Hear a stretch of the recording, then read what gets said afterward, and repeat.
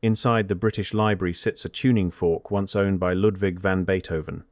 It vibrates at 455.4 Hz, not 440, not 432, but a pitch no one today is arguing over. Meanwhile, every modern piano across the world is tuned to a standard Beethoven himself never used. His fork now rests behind glass, a remnant of a sound the modern age has quietly left behind. And that's where it becomes interesting. In Beethoven's time, that frequency wasn't strange, it was completely normal. What we call standard today would likely have sounded off to him flat, lifeless, even incorrect. The pitch we use now wasn't discovered through nature, it was selected. And everything that existed before it was gradually erased from the physical world. If you saw my previous video about the destruction of hundreds of thousands of bells over centuries, you already know they were melted down. But this story isn't about the metal, it's about what those bells carried. Frequency. Each one was tuned with precision by generations of craftsmen, passing their knowledge from father to son. Those tones are gone now, and the way they disappeared feels far more intentional than people admit. Before 1711, there was no precise way to measure pitch, no tuning forks, no digital references, no global agreement. Every community tuned its instruments to its largest sound source, usually the church organ, and those organs varied wildly. Two churches in the same city could differ by an entire semitone. Traveling musicians constantly had to retune. This wasn't disorder, it was the natural condition of sound. Every place had its own voice. The bells of a village rang at its own pitch. The cathedral organ resonated with the building itself. Choirs followed the organ, and people followed the choir. Entire communities existed within their own acoustic identity frequencies unique to that place alone. We even have physical evidence of how different these pitches were. A tuning fork linked to George Friedrich Handel from 1740 sits around 422.5 Hz. Another from 1780 drops to 409. Beethoven's climbs to 455,4. That's a 4-6 Hz range in just 60 years among top musicians of Europe. In 19th century France, some cathedral organs dipped into the 370s.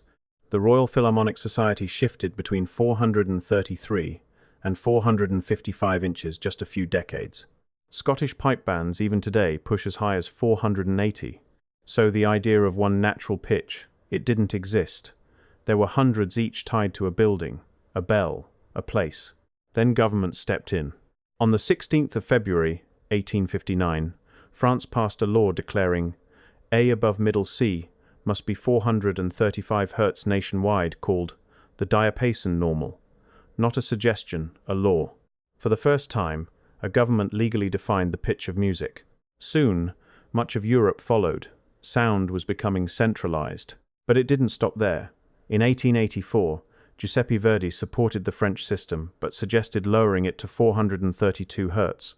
Italy briefly adopted it through its war ministry, not a music body. For 1 year, the nation tuned to 432. Then in 1885, a Vienna conference led largely by British delegates overruled it. Italy abandoned 432 almost immediately. No public vote, no consultation, just a quiet shift.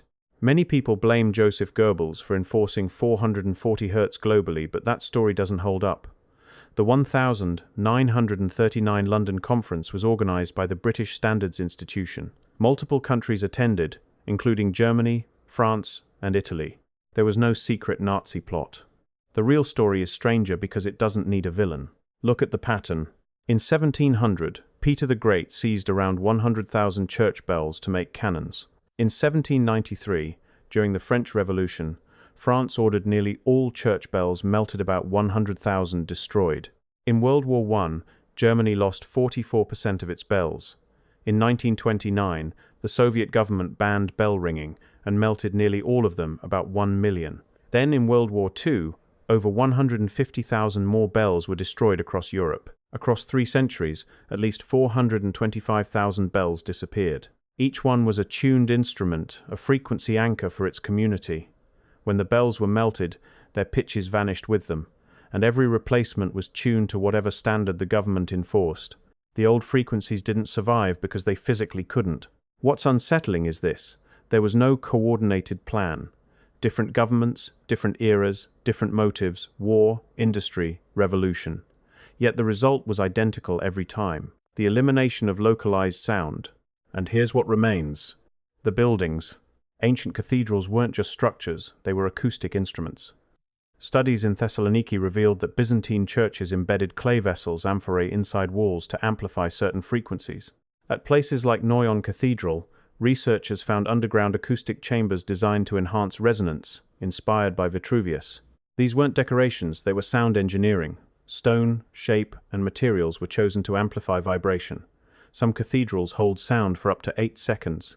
One researcher even noted these spaces seemed better at holding sound than holding people. You've felt it before, that subtle hum inside such places.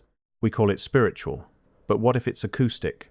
These buildings were tuned systems. Bells matched the structure. Organs matched the bells. Voices matched the organ. Everything resonated together in a unified loop: stone amplifying bronze, bronze amplifying voice, voice feeding back into stone. Now imagine removing the bells, retuning the organ, changing the pitch.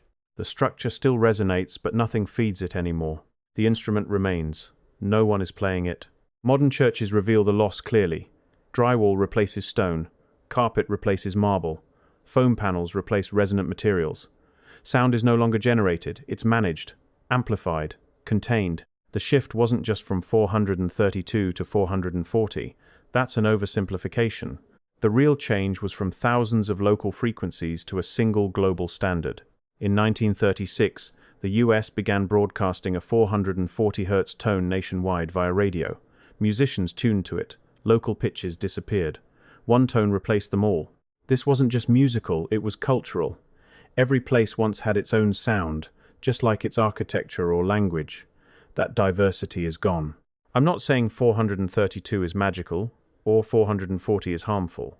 I'm saying the standardization of sound, combined with the destruction of its physical references, was one of the biggest acoustic shifts in human history. The bells are gone, the craftsmen are gone, but the buildings remain still resonating with frequencies they were built for. The real question isn't which pitch is correct. It's what happened when everything, bell, building, and human voice, was once perfectly in tune.